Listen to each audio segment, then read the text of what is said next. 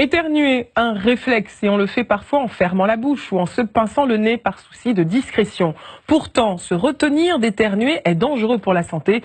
C'est ce que révèle une étude britannique qui cite le cas d'un homme qui s'est retrouvé aux urgences avec le cou gonflé après un simple éternuement. Alors quels sont les dangers? Eh bien, une déchirure de l'arrière de la gorge ou encore des lésions dans les tympans.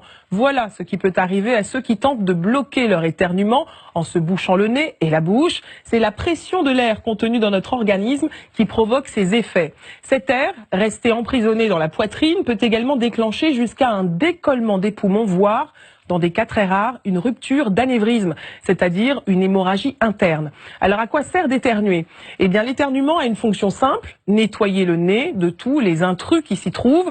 En plus de chasser les particules indésirables, cette expiration brutale d'air redynamise tout le système de circulation du mucus, chargé de piéger les poussières et de les éliminer. En résumé, laissez-vous éternuer et veillez à le faire dans le creux du coude pour empêcher les virus de se propager. Les micro-éclaboussures remplies d'agents pathogènes peuvent en effet être expulsés jusqu'à 7 mètres de distance et à une vitesse de 200 km/h.